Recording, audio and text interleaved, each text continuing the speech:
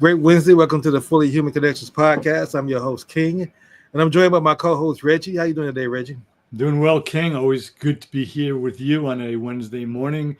And for people who listen to this on a regular basis, I know they're probably tired of hearing me respond in exactly that same way. Well, see, that's the thing.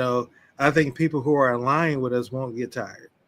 It's just the people who are not in alignment with us, and they're going to find a reason to nitpick every single thing about us. And to me, in my opinion, personally, the show is not for them anyway. You might think differently, but I'm gotten to the point where I only want to, and that's maybe some growth on my part that needs to, I need to continue to grow as well. I'm not close to that, but at least right now, my thought process is I only want to build, conversate as much as I can, as much as I can control with people who not necessarily agreement with me.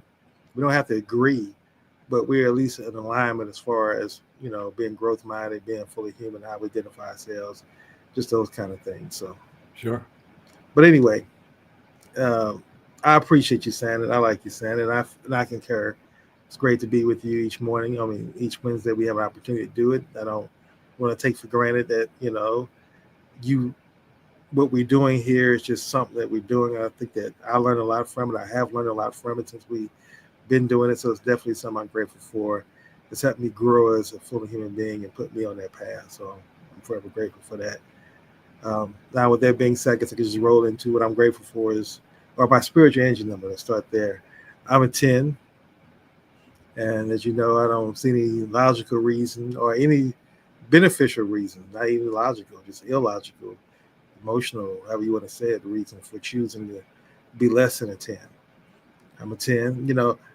I'm always amazed at how people who, when I ask the questions, I ask a question every single time I do a podcast interview or I have a meeting or whatever, because I just really want to know who I'm sitting across from and what their energy level is in that moment. It's not how you feel all the time. It's what are you in this moment?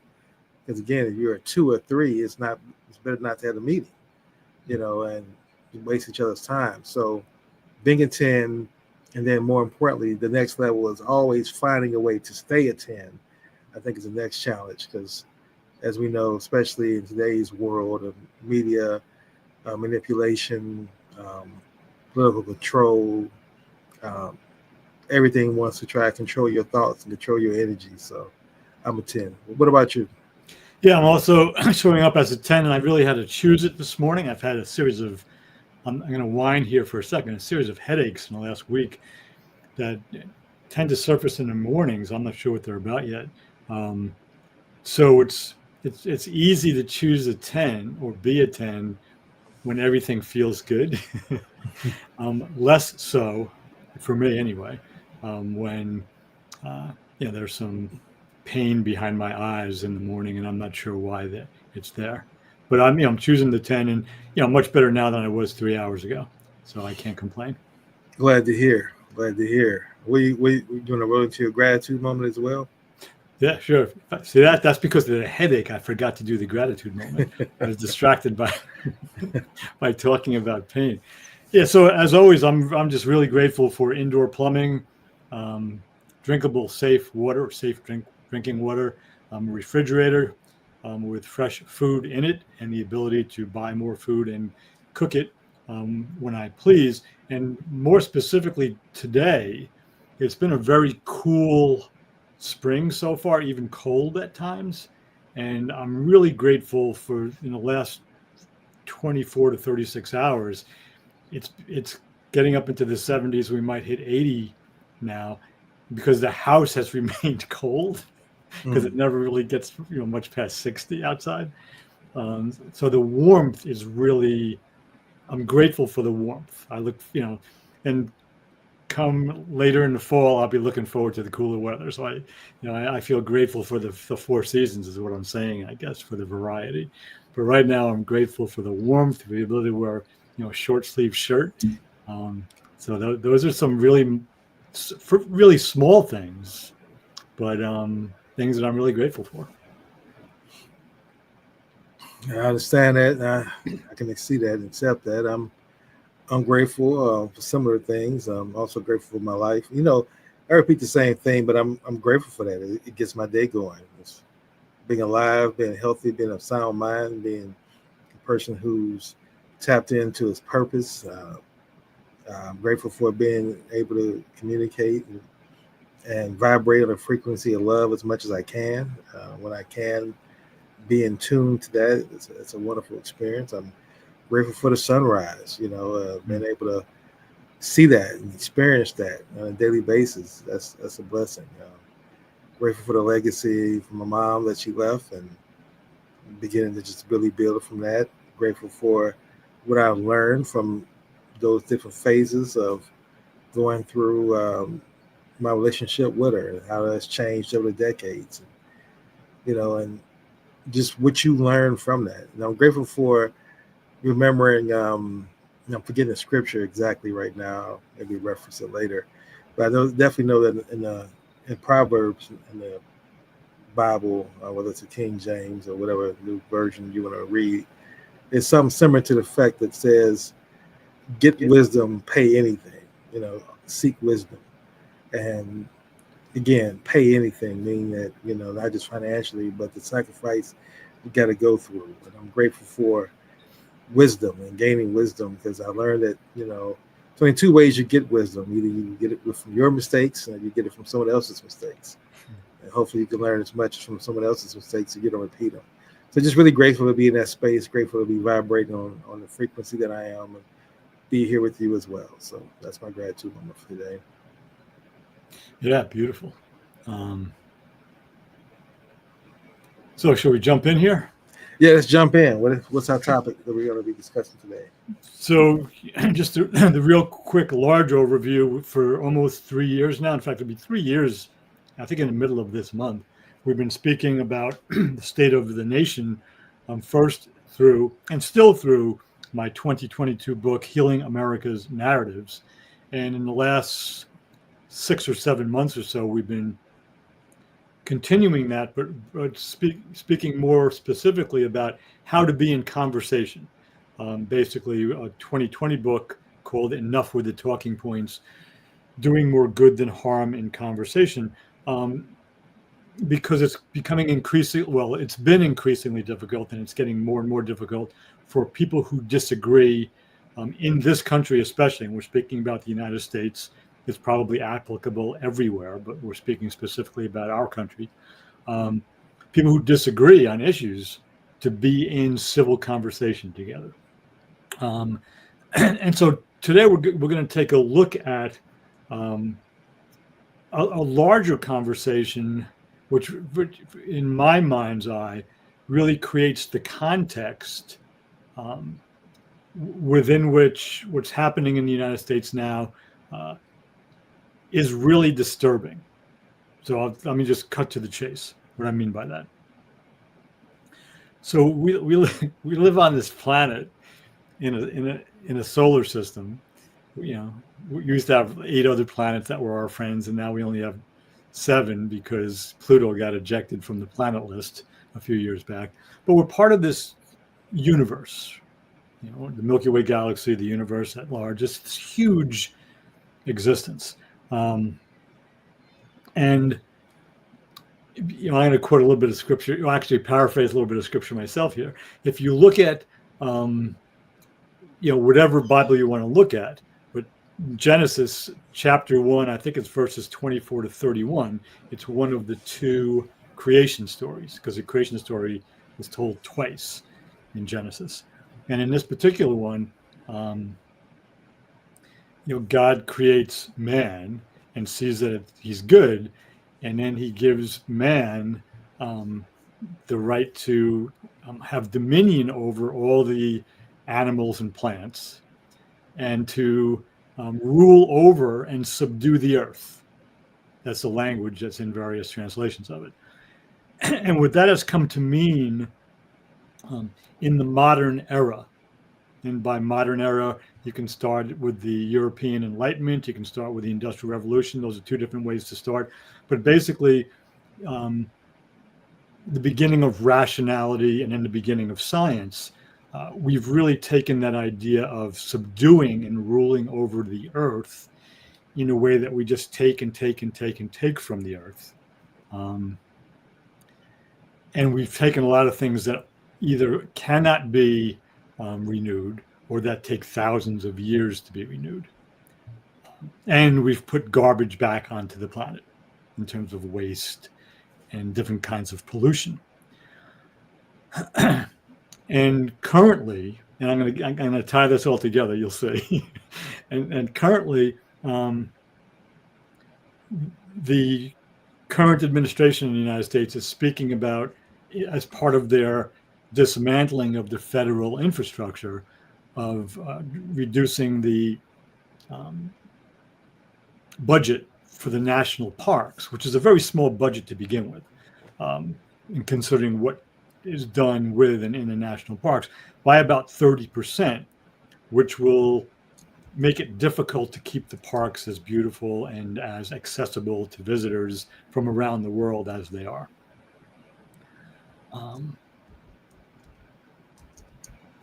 And the problem there is that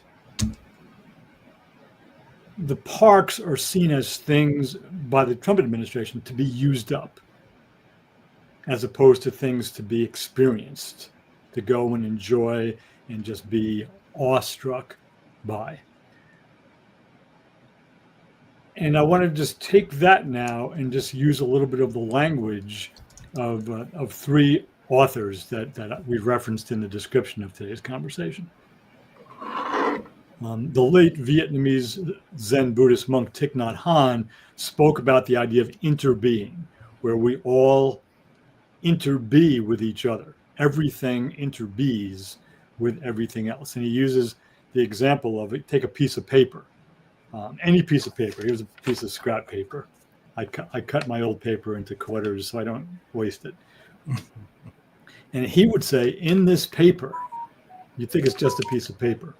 But what it really is, it's sunlight, it's the earth with all its minerals, it's rain, it's the tree from which the paper, originated, it's the lumberjack who cut down the tree, it's the people who cut the tree into lumber and eventually manufactured it into paper, it's the people who transported the paper to the store where I bought it, et cetera, et cetera, et cetera. So all of that. In a piece of paper, you have sunlight, earth, rain, other people. So there's this whole interconnection.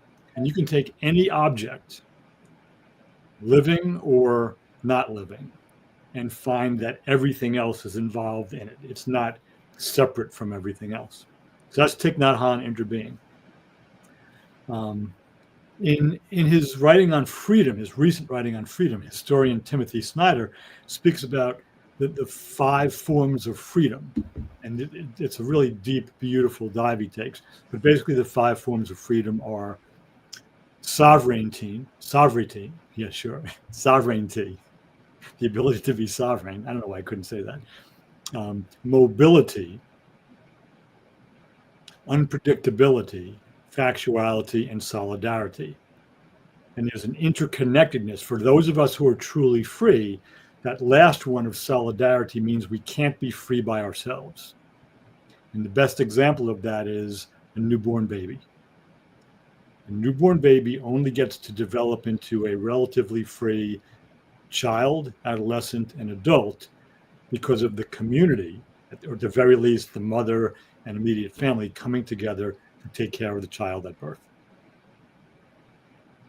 All right? So that's Snyder's, ideas of freedom. It's actually much more detailed than that. And then the last piece is Vanessa Machado de Oliveira, who writes about the myth of separability. When one of her indigenous teachers was asked, what's the worst part of modernity, his response was the illusion that we're all separate from the earth. So what I want to point to today, if you think of all of the separateness that's perceived just among human beings, who's white, who's black, who's brown, who's gay, who's straight, who's a man, who's a woman, who's trans, who's an Italian, who's an Irishman, who's an American, who's a Canadian, So we've created all these separate categories of just human beings, never mind our ability to feel connected with the earth itself. And that sense of separateness, that illusion of freedom being I'm free from everything else, as opposed to free to become a fully human being.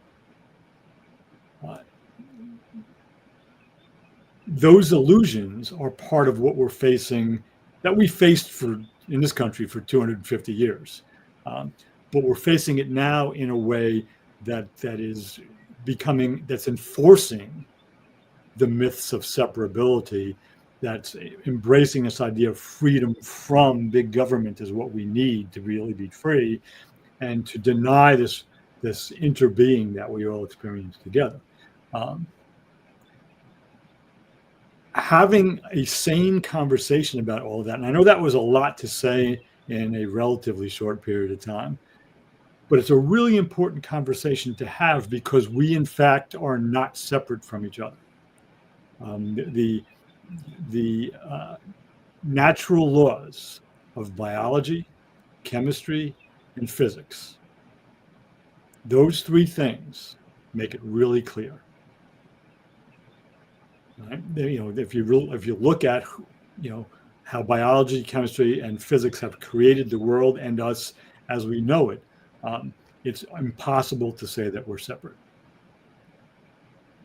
So I want to take that big picture and bring it down into our inability to talk about the current, what I refer to, not just me, dismantling of what I would say was the best of an imperfect America. So I'll pass the baton to you now to chew on that a bit. Well, there's a lot there, Yeah. Definitely a lot of different things came on mind based on how I wanted to respond and what I wanted to respond in particular to.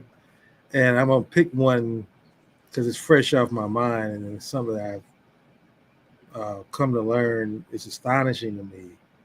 And that is this, that, to your point, the current administration is really predicated on divisiveness. Mm-hmm. Divide us as much as we possibly can, and then lifting up one particular race as being the dominant, the master race, superior race, and then all the policies really stem from that, as the white race being a barometer of goodness, of wholeness, of justice, of right, and then anything else other than that is wrong. It's just a matter of how far off that the other marginalized groups are from that, and that's what they're doing, and that's what you see that on a daily basis, the news and what their actions are. I mean, not even pushing politics aside, it's not about slamming the administration, because first of all, I'm not a Democrat, so I'm not politically motivated to say it. It's just factual what I see, that I don't see the Trump administration doing anything pro, as you say, for, as everything's against.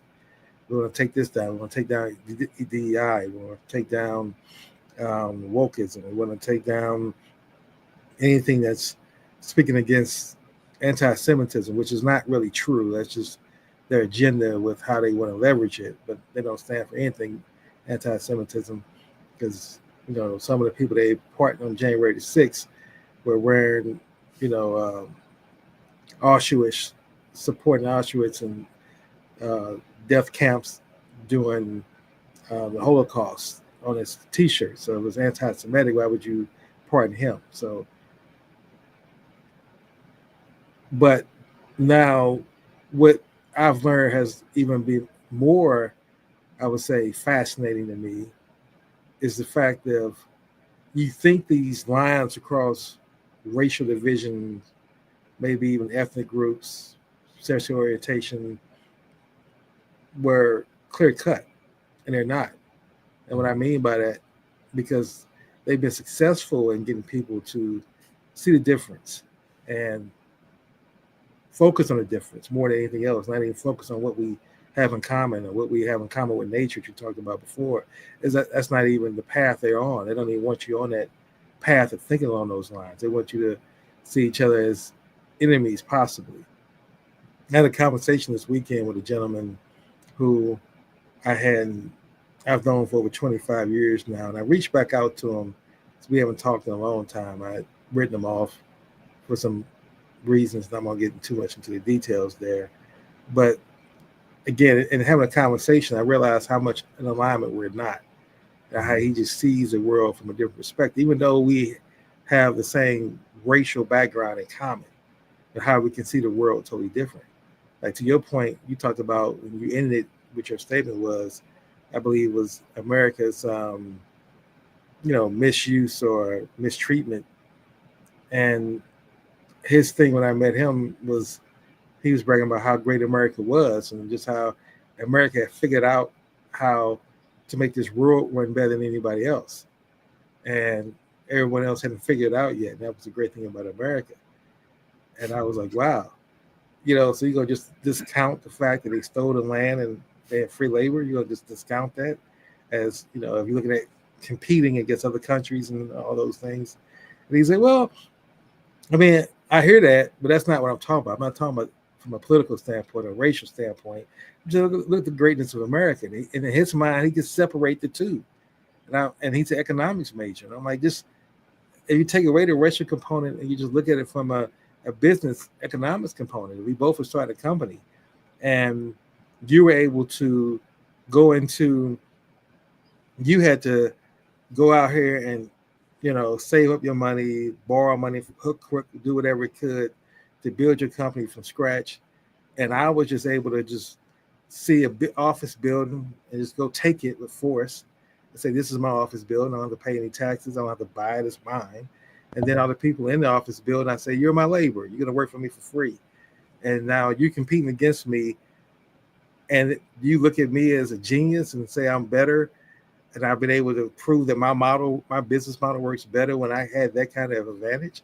And he just couldn't see that, and that just astonished me. I was like, wow, he truly, are caught up in the belief of seeing others and he's college educated. He prides himself on going to college and I'm always amazed to me how people who, especially when you get into be in our age, you 55 and 60 and 50s, how you still reference things you did when you were 18 as important in your life right now. Like, I never think about anything I did when I was 18 or 20 as being relevant right now in my life. So it's just astonishing to me that people always reference that still to this day. I can get it in your 30s, but in your 50s, college shouldn't still be shaping you. You should have grown quite a bit. So I just say all that to say it's just, even in conversations with people who you would think that we have common issues that we should be in alignment on certain things politically, we're not. Because he's been taught that you pull yourself up by your own bootstraps. And then America has shown the model for that. He's been able to carve out his own little successful path in that journey. And anyone who doesn't do that, it's their fault. And they're blamed for that. And so so you go back to the freedom now, like solidarity of us coming together, sitting in kind of harmony. That's just using an analogy. He's in kindergarten. That's at a PhD level. That's how far he would be from that. And it's not just him. I've talked to other folks, and I just see just a huge, like you can clearly see today is Wednesday. And you'll say, well, the sun is out. It's beautiful. And they will say, yeah, it's Wednesday, but it could be warmer. The sun could have came up and it could be brighter. They'll find something wrong with it. And it's like, how do you navigate with people? How can you have solidarity with people who function on that kind of frequency? Yeah, I mean, you're pointing to something that I think, something that we really haven't spoken about, and it's, we speak about developmental worldview, but that even sounds a little bit like a certain personality type. Plus, developmental thing is the biggest piece because it determines both what and how you see the world. What you're able to see and how you see it. But for different personalities, you just especially unhealthy iterations of certain personality types would allow someone like the person you're referencing to just nothing is ever good enough, basically. And if there's a problem that somebody has, it's their own fault, because I was able to do it. I was able to have a good life, and that person isn't able to. Somehow just to use an example, somehow the Africans who were enslaved and the indigenous peoples whose lands were stolen, who were removed from their lands and who were killed, they should have figured out a way to fight back better, right, or something like that. Which is an interesting, I would say, which is a magical worldview, and it also is a shadow piece because it displays, at the very least, in terms of how we've been speaking about shadow, at the very least, it displays ignorance. It may also display arrogance, and there's a certain level of bigotry and I would say untrustworthiness in there as well. I could probably get all 9 of them in there, but I'll just stay with those 4. And that's a great example. In one way, it's a great example. Another way, it's a really difficult example, because there's not there's not a set of rules you can follow to begin to have a conversation, a really good faith, feet on the ground conversation with somebody who views the world that way. Now, there are certain things that I would try, and typically I would shut up other than to ask questions. So I'm not saying you should do that.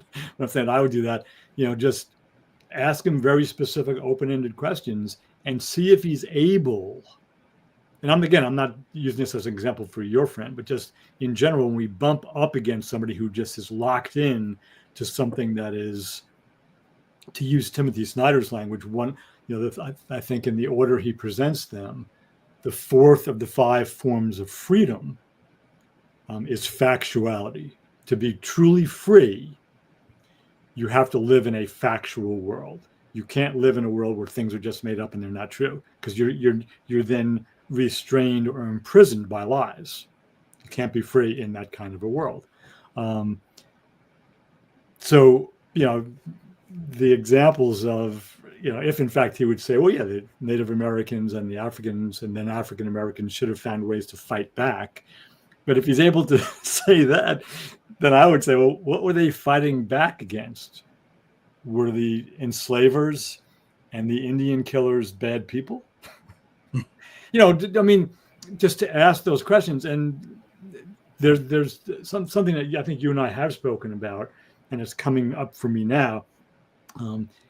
And Isabel Wilkerson didn't use this language in her book Caste, but she spoke about the concept. There's what they call the sunk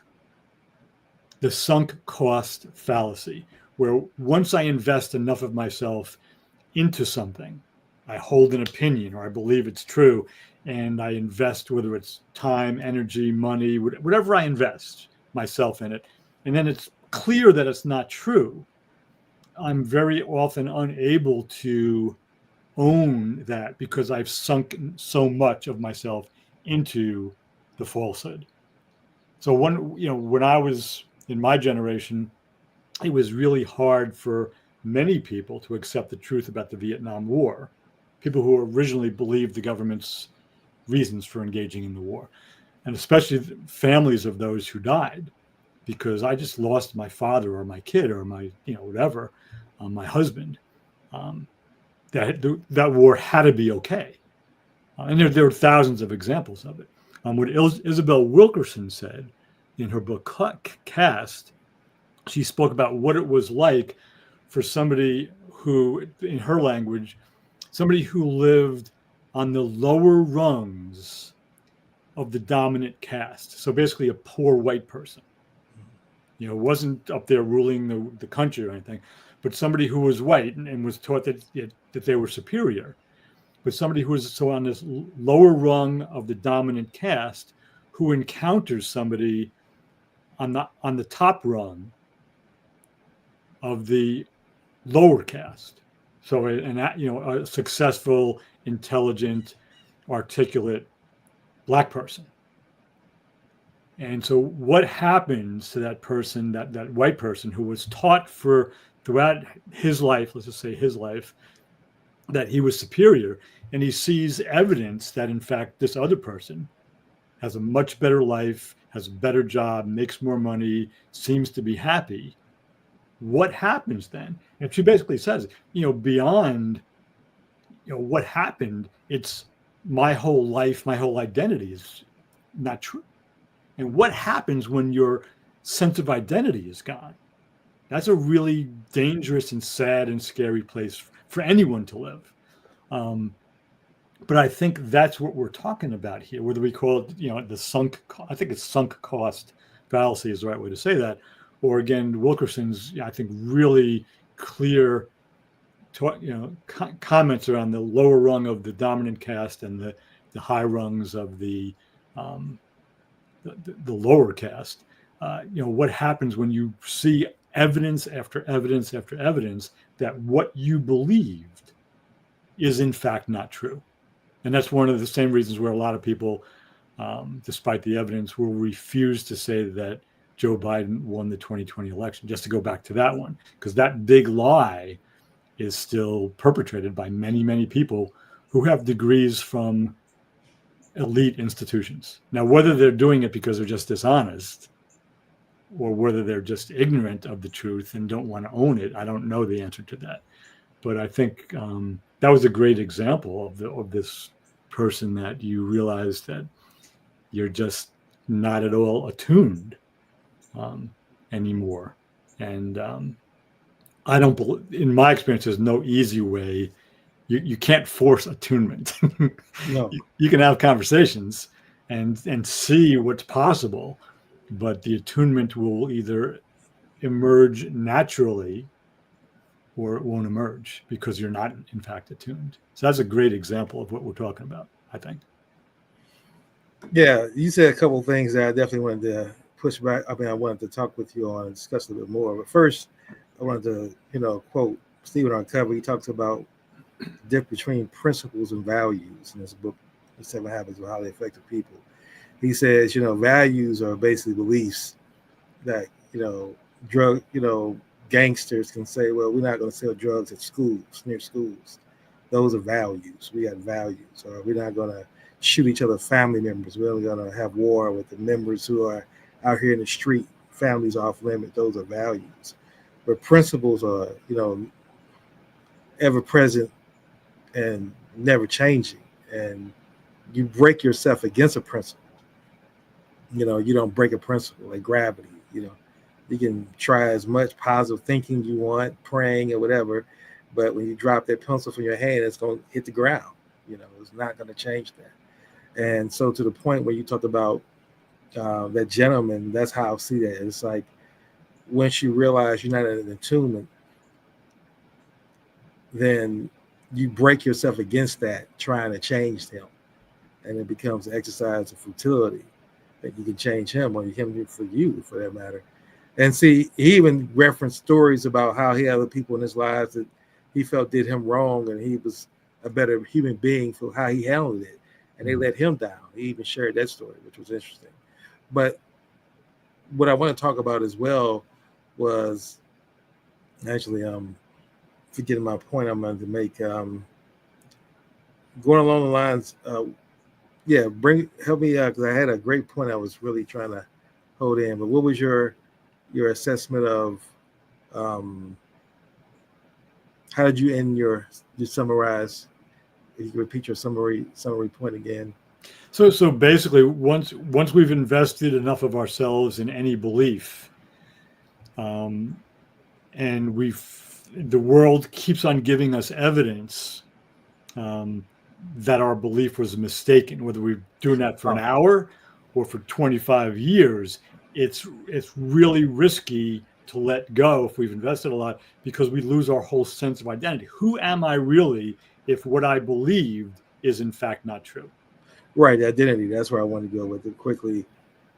And that's, the more I study Fully Human and I come up with my own, what I consider to be my criteria, and I'm going to grow from it, but where I see it right now, again, the engineer in me has always have a process uh, path forward that it starts with identity. And that's one of the conversations I have with people as I do my company, King Connections, as I build connections with people. My business requires me to hop on Zoom meetings.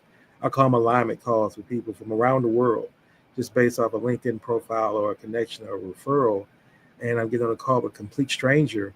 Now, my goal is to be prepared and read their bio and get as much information about their person as possible so that I'm actually interested in the conversation.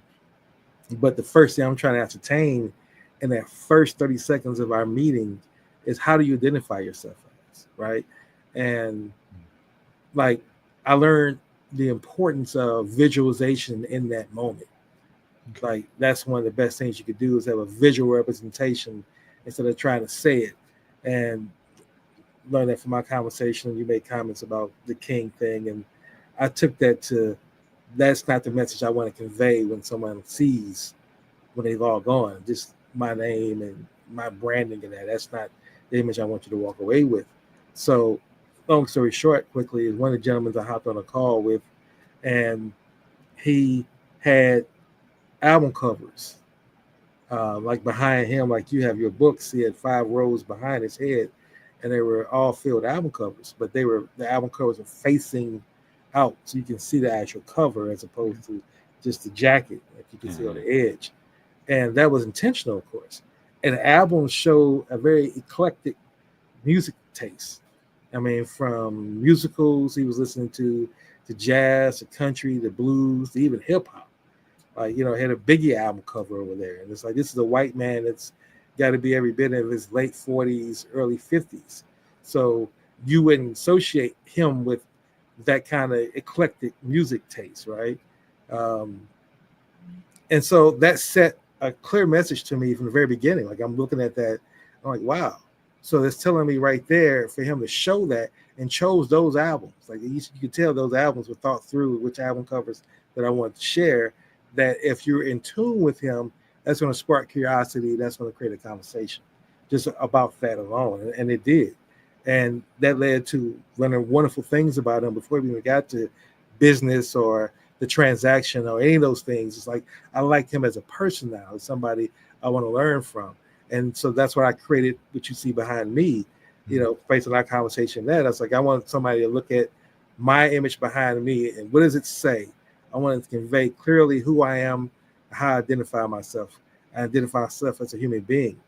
And when you identify yourself as that, when I said it before, then what it forces you to do, once I make that determination that I'm a fully human being, I by default have to see you as a human being. Mm-hmm.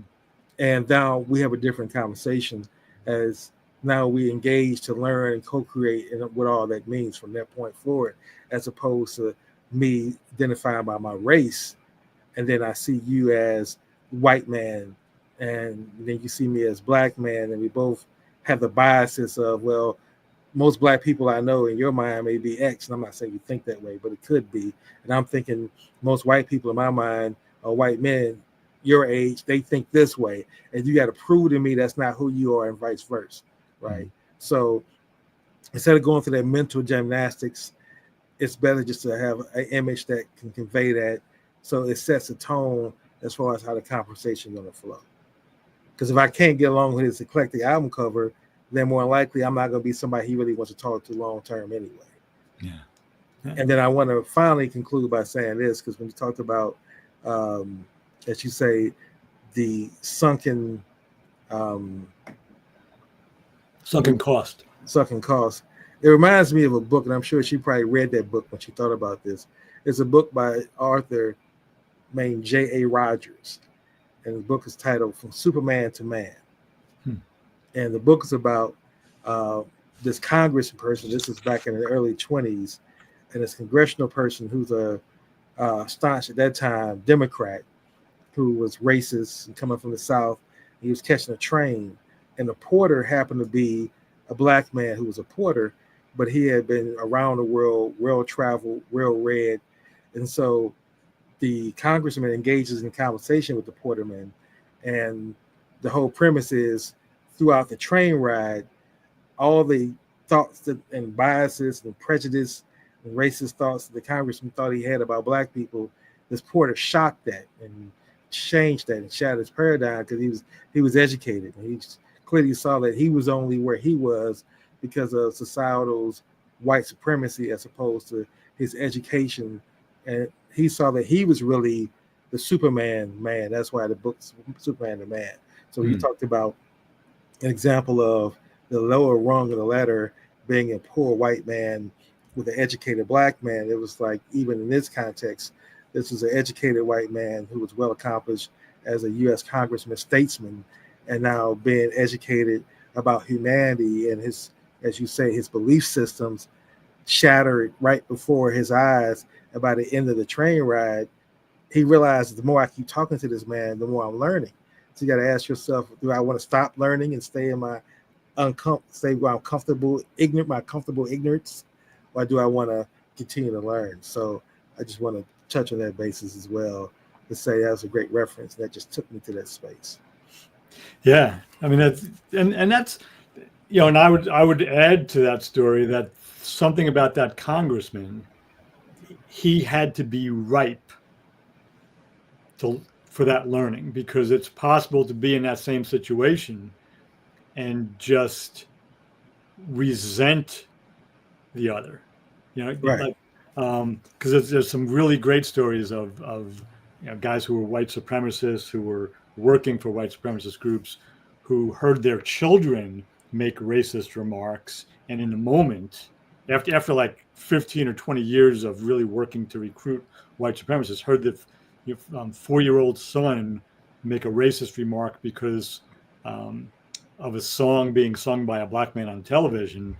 And the kid basically said, you know, we don't listen to blank in this house. And the guy saw his name was R.J. Layden. This is an actual story from the Southern Poverty Law Center. In that moment, he saw the possibility that his young son would be living the same kind of violent life that he had led. And he, for all of his shortcomings, he didn't want that for his kid. And so he got out of that life, which is not an easy thing to do, and actually became an informant for law enforcement, the FBI, and all. So, but my sense, and I'm not a developmental psychologist, but I know a little bit about it. Not everybody who's given that opportunity, the congressman on the train or this white supremacist with his young son, makes the move. They have to be really ready to be kind of to be able to hear the gift that's being given to them, the opportunity that is being presented to them. But it's definitely possible. So yeah, I love that story. You know, and I just wanted to bring this kind of full circle, something I didn't mention, and because I don't like to go, I'm gonna go to a place now that I try not to go on a regular basis, but I think it's really relevant and important here. You know, because I began with that big riff about the planet and the solar system and the galaxy, the universe, you know, and the myth of separability, the reality of interbeing, how we're all part of this, and the beauty of the natural world, where, you know, it's one thing to watch a great National Geographic television show and see animals in the wild, and I love that. I'm not in any way making fun of it or minimizing the importance of it, but we can learn more by going to, whether if we live in a city, you go to a local park. If you live in the suburbs, you go out into, you know, a local park, I guess, or, you know, athletic fields. If you're fortunate enough to be where some real woods or a forest are, you go into the woods, and you can learn as much and appreciate as much about the natural world by looking at a squirrel or a little bird or a blade of grass or a beautiful oak tree, because you're really connected with the thing, than you can by watching a video of, you know, a cheetah or a puma or an elephant, in the wild. So it's, so I say that because as the Trump administration is trying to cut back the budget on the national parks, which are gifts, that some people in our history saw fit to preserve these areas for Americans and global travelers to enjoy. We have a president whose idea of importance and beauty is turning the Oval Office and the mantle above the fireplace in the Oval Office into what looks like a high-end pawn shop with golden things in it. And I don't even know if it's all gold. I think some of it is, maybe it is, but you can't eat it. You can't build anything with it. All you can do is kind of get money for it, trade for it. And he has this obsession with things that are gold, and he has no care at all for the natural world, of which he is, reluctantly or not, as much a part as I am, as you are, as anyone else is. He's a human being who, by definition, is inseparable from the sun and the earth and the rain and everything that goes into his Diet Cokes and his Big Macs. Because all of that, none of that exists without the sun, the earth, the rain, and the people who, for good or ill, make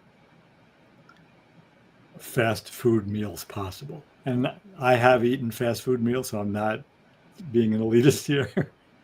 But there's this whole idea of separability. It's just so mythical, and it's a driving force behind what's happening in this country right now. Across many topics that we haven't even touched on, which I won't touch on now because we're near the top of the hour.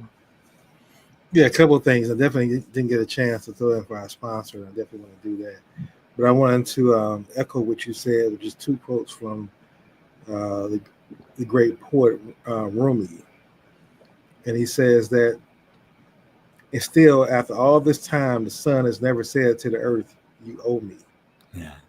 Look what happens with love like that. It lightens up the sky, right? Mm. And then another quote he said that to me is relevant to our discussion. He says that every tree and plant in the meadow seem to be dancing. Those with average eyes would see only as fixed and still. Mm. To me, that goes back to the whole thing about nature. It's like I can take a walk, and I do take a walk pretty much on a daily basis. And one thing I love about the area I'm in, they have a lot of walkable paths, and it's intentionally created, and they wonderfully maintain, and I love it.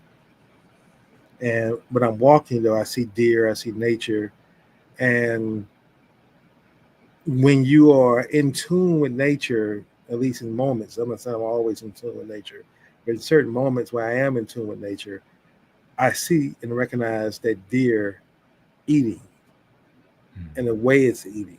Yeah. And I notice that, and I'm paying attention to that. I'm not just walking past it in my own world. I'm taking notice of it. I'm taking notice of the birds flying and birds talking to one another and the way they move with one another. I'm noticing that as well. So those are just wonderful things. And what I want to do right now, though, is I want to take our break for our sponsor. And then when we come back, we're going to get into what should be some great next steps that people are listening to this conversation to do to become more fully human and being more in tune. So let's take a 2-minute break for our sponsor, then we'll pick back up. The playbook for growing a local business online is simple. Capture new leads, conversationally convert those leads into sales, turn those customers into positive reviews, and then reactivate those customers into repeat buyers. And that's exactly what our platform does. In order to consistently generate new leads, you first need to be found. The quickest way to get search engines like Google to put your business at the top of search results is by having a steady flow of positive reviews. With our platform, you can show up in search and stand apart from your local competition by easily collecting new customer reviews through text. But getting found is only the beginning. Most consumers choose the first business that responds to them. So unless you start conversations with potential customers almost instantly, they'll go somewhere else. That's why we make starting conversations with website visitors as easy as clicking a button, connecting you instantly through text message so the conversation doesn't end when they leave your website. And we bring all your leads, no matter where they come from, into a single conversation stream that supports text, email, video messaging, Google Business Chats, and even Facebook and Instagram DMs, so you can respond faster and more efficiently than ever. When it comes to turning all those conversations into customers, we make collecting payments just another convenient part of the combo, so you get paid faster no matter how they prefer to pay. Next, you'll want to turn your new customers into happy reviews, which is a snap with our new review request quick actions. The more conversations and customers you generate, the easier it becomes to drive repeat business. We make reactivating contacts into customers as easy as, yup, you guessed it, the push of a button. With bulk actions, you can send out text and email campaigns to generate new sales whenever you have a new update, promotion, or story to tell. We make modern online marketing simple. Let's start growing your business today.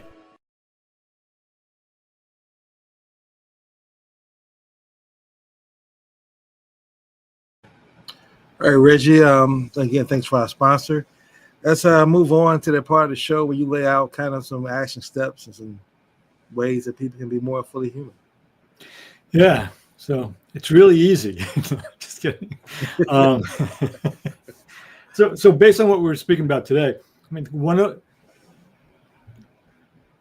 more often than not, these action steps are about asking questions and remaining curious and open. I mean, there's some other underlying concepts that I think are important, but asking open-ended questions and remaining curious in conversation is really important.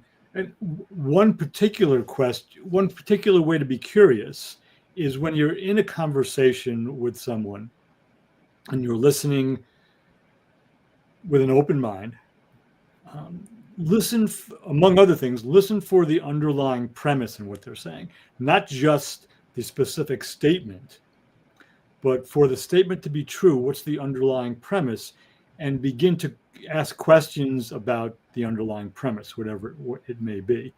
So the example that you gave earlier with the gentleman who felt that everybody just has to lift their bootstraps up, lift themselves up by their bootstraps, I should say. And an underlying premise that I hear there is that everyone at birth is given equal opportunity, that there's no difference, and throughout our lives everything that we're given is equal, and that's a myth. This is simply not true. Now we're created equal as human beings, but our circumstances are not equal as human beings. So listen for underlying premises and begin to question them. Not like, this is the way not to do it. Well, it sounds like you have a premise that everybody's circumstances are the same, and that's stupid. Okay, that's not a good way to do it. But the way to do it is, ask the question. So, what is it that informs your belief that all anyone has to do is lift themselves up by their bootstraps? What underlies that belief? And then just listen and say. So that's just one example. But again, staying curious and asking open-ended questions. You'll hear that over and over again in these conversations that we have. Absolutely. Well, I think that's wonderful words of advice, some clear steps, and something that I definitely work towards. And I want to try to remember one of the things that I've done. I'm still working on it to perfect it, to improve upon it, but it's off to a great start. I'm using AI and ChatGPT in particular to create me what I consider to be my advisory board. And so it's like several of the people that you see actually all the people you see behind me, and including other names, are part of my advisory board. So the prompt I'm creating is I can dialogue with this ChatGPT advisory board, and I given each person certain characteristics that I look at it as my definition of fully human as it relates to what I want advice from that particular person on that particular area. And so the chat then responds in their voice.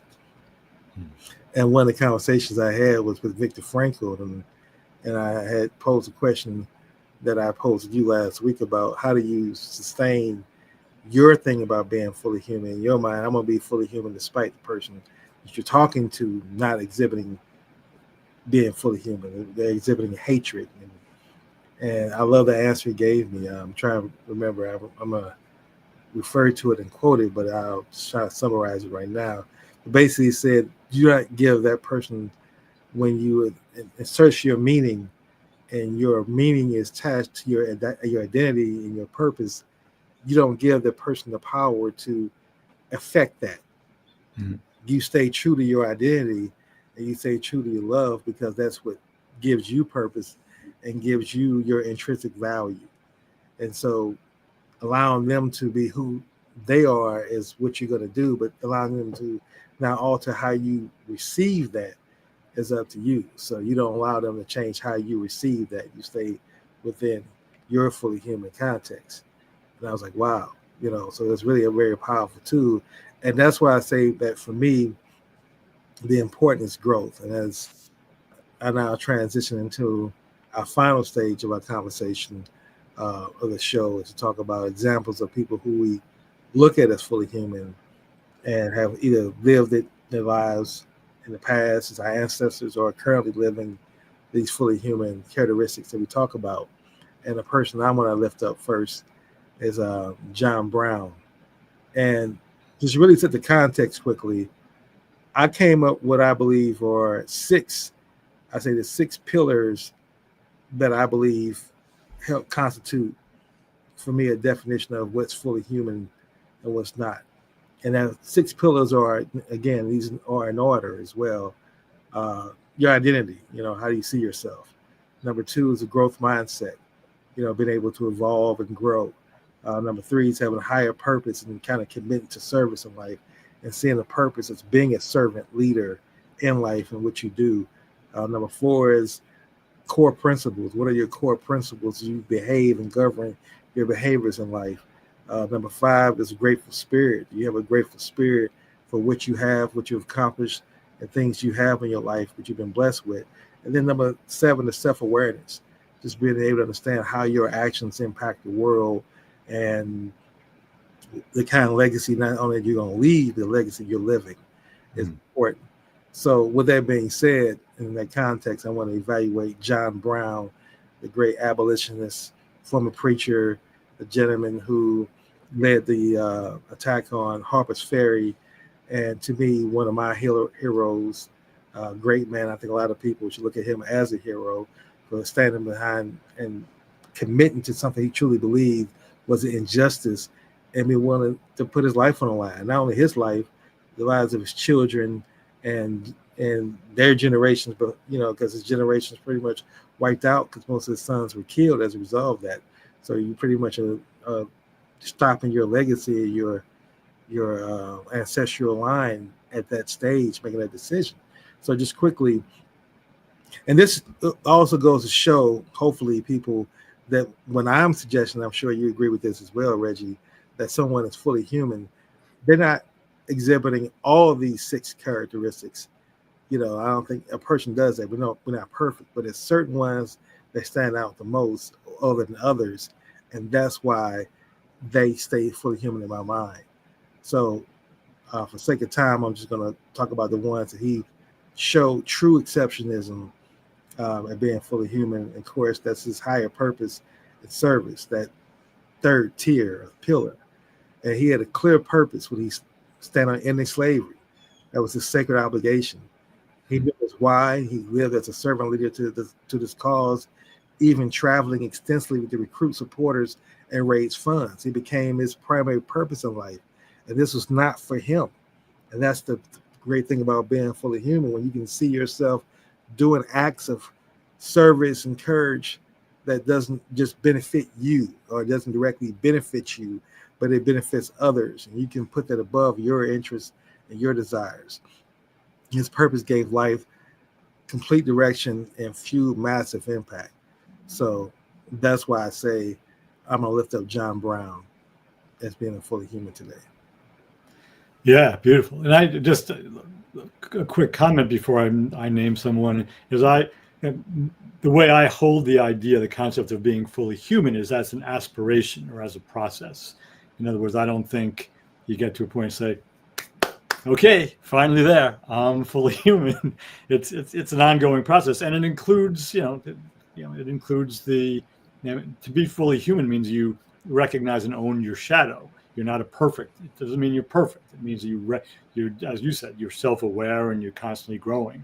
So I love the way you articulated those principles and the John Brown example.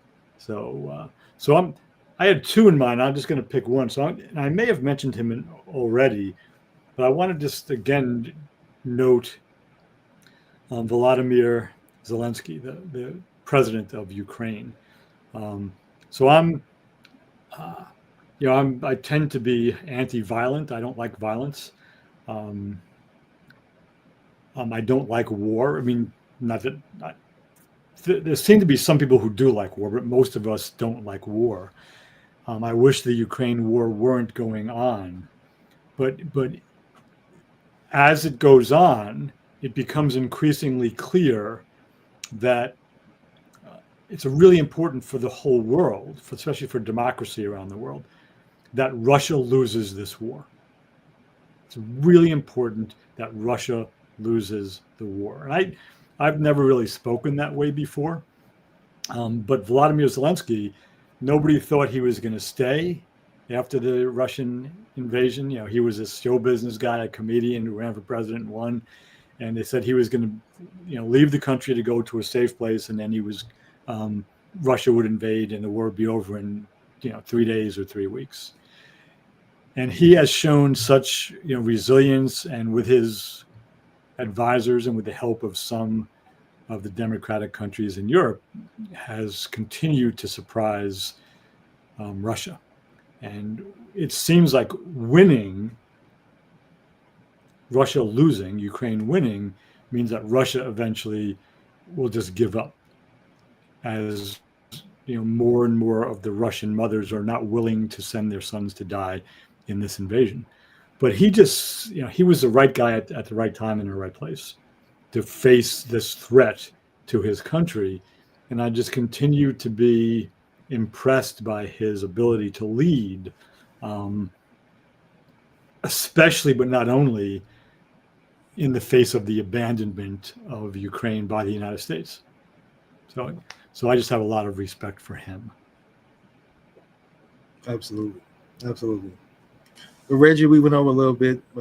We started a little late and kind of went over a little bit. And I guess our conversation is definitely growing, at least for me, staying interesting. And like I said, I always look at where I am before we begin our conversation and kind of where I am after our conversation.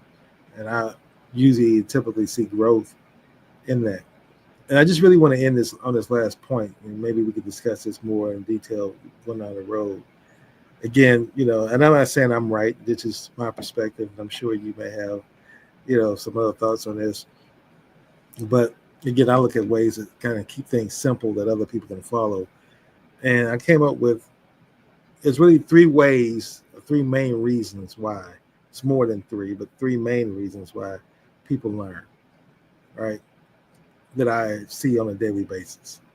Either one, they learn for information, for entertainment purposes only. They want to be entertained, so they gather information, they gather data so they can be entertained. Number two, they want to learn for information. They want to grow their IQ. And this is most narcissistic people who fall in this category. They just want to be smarter than other people. So they want to be the smartest people in the room. They want to be smarter all the time. And that's the reason they go out and data information. And of course, it could be across, each of these. And then number three, they're learning to grow. They want to grow as an individual. They want to become a better person. And I believe I fall in the latter category. The reason I always look at data, I'm getting information I'm reading things. I'm looking at how I can grow as a better person as a result. And I'm just amazed when I meet other people who are growth minded and feel that. And right off the bat, it's like we are already in tune, if nothing else, if we both possess that quality, and that pillar is important to us out of the fully human tree. So I just wanted to add that because I just see the magic behind it when it happens. Yeah. Amen. And now, as we wrap up the show, forgive me for my little diatribe. I just had to share that was on my heart. Again, Reggie, I want to thank you again for choosing another wonderful topic, for writing the books you've written, for being a person who had a passion, had an interest, put forth action behind it, and manifested 2 great books, and then you stand on that and live your life in this context. And for being present with the show, and thank the listening audience for listening to the Fully Human Connection podcast. And until next Wednesday at 10 a.m. Eastern Standard Time, let's all continue to work towards being more fully human in what we do. Thank you.